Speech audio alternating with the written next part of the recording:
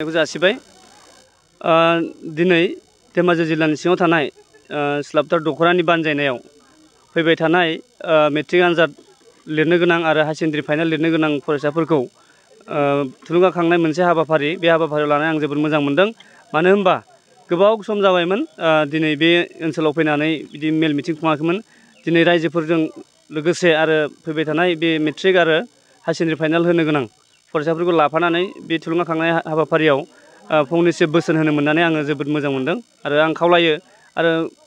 गुबुन दख'रानि गासै बे फैबाय थानाय समाव 2022 मायथाइनि जे मेट्रिक आनजाद आरो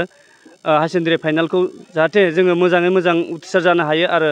जोङो दानि जि थासारिखौ नायोब्ला जोंनि 60 जौखोन्दोजों जों जाला जों हायोब्ला 100 जौखोन्दो लानानै जाहाथे जोंनि बर' फरायसा फरायसुलिफ्रा आनजादखौ उथ्रिसार जानो हायो आरो गुबुन गुबुन मोजां मोजां कलेजफोराव जों एडमिसन लानो हायो आरो मा होनो बेखौ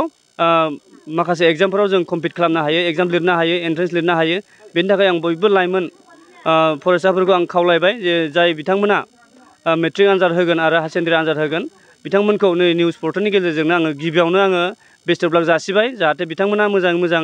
फैबाय थानाय एग्जामखौ लिरनानै मोजां मार्क लानानै उथ्रिसार जानो हायो। बिमा बिफा गारजेनफोरनिसिम मा मेसेज फैबाय थानाय जि मेट्रिक लिरनो गोनां हायार सेकेन्डारि फाइनाल लिरनो गोनां गार्जेनफोरनिसिम आं मोनसे खावलायनाय जाहाथे जोङो जोंनि गथ'फोरखौ गोजानफोराव फरायनो थाहैनाय बर्डिं थाहैनाय रुम लानानै थाहैनाय हस्टेल थाहैनाय गथ'फोरखौ जाहाथे मोजाङै थाल लायो आरो दानि जि जोंनि परिबेस बा जोंनि ओनसोलनि जि सोलोंथाइनि मोनसे मा होनो बेखौ थासारिया जोंनि दानि थार्ड डिभिजन पास जानाय सेकेन्ड डिभिजन जों पास जानाय थासारिया जोंनि माबायाव नर्म्सआव दाना बारा जों माबानो हाला गोदोनि माबा नंला मा होनो बेखौ गोदोनि थासारिया बेलेगमोन दानि थासारिया बेलेग ओंखायनो दानि जि सायख'नाय टपारनिफ्राय टपारखौसो नागिरो ओंखायनो आं खावलायदों जे बिमा बिफा गार्जेनफ्रा जाहाथे गावनि फिसा फिसौफोरखौ फरायसाफोरखौ मोजाङै जोथोन लायो आरो एग्जामनि थाखाय बिथांमोनाबो नांगौ रोखोमनि हेफाजाबखौ जोङो फरायसाफोरनो होयो आं बेखौ फरायसाफोरनि गार्जेनफोरखौ आङो नोंथांमोननि बे पर्टेलनि गेजेरजों आङो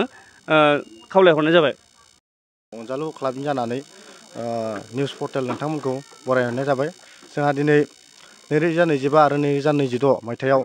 जा मेट्रिक आनजाद आरो हायार सेकेन्डारि आनजाद होनो गोनां फरायसाफोर दं बिथांमोनखौ जोङो जोंनि बे उन गोलैसोना थानाय गामि सिंनिफ्राय जे मोजां रिजाल्ट लानानै थानानै माबायदि फरायबा माबायदि जागोन आरो माखासे मटिभेसनेल स्पिच होनो थाखाय जोंहा आलासि लाबोनाय जादों। बे बिथांमोननि बिबुंथिखौ खोनानानै जाहाथे जोंनि बे गामि दरब्रै सिङाजान बरगाव गामि लोगोसे हेल'सि बरगाव आरो 2 नं 3 नं 4 नं माजरबारि गामिनि साफ्रोमबो फरायसाफोरा 2025 आरो 2026 मायथाइयाव होनो गोनां मेट्रिक आरो हायार सेकेन्डारि गथ'फोरखौ जा मटिभेसन थुलुंगाखांनाय हाबाफारि लादों बेयाव जोङो जोंनि थांखियानो जाहैबाय मा जोंनि गथ'फोरा जोंनि गामिनि ओनसोलनि जा जौगाखांनाय होनो गोनां आनजादाव होनो गोनां गथ'साफोरा जाहाथे मोजां रिजाल्ट लानानै मोजां नाम्बार लानानै दावगालांनो हायो बेखौनो थुलुंगाखांहोनो थाखाय दिनैनि हाबाफारिखौ लानाय जादों। आरो जोंनि बे हाबाफारियाव नुजाथिफैदोंमोन धेमाजि जिल्ला दुलाराय बर' फरायसा आफादनि आफादगिरि हिरण्य स्वर्गियारि आदा लोगोसे गुबुन गुबुन बिथिङाव मावबाय थानो हानाय थुलुंगा होनो हानाय बिबुंथि होनो हानाय फोरोंगिरिफोरा दिनै फैनानै जोंनि फरायसाफोरखौ थुलुंगाखांहोनाय बिबुंथि होलांबाय। बेनि थाखाय बिथांमोनखौबो साबायखर बावनायजों नोंथांमोननि निउस पर्टेलखौबो फिन खेबसेबाव अनजालु क्लाबनि जानानै साबायखर बावनाय जाबाय। गोजोन्थों।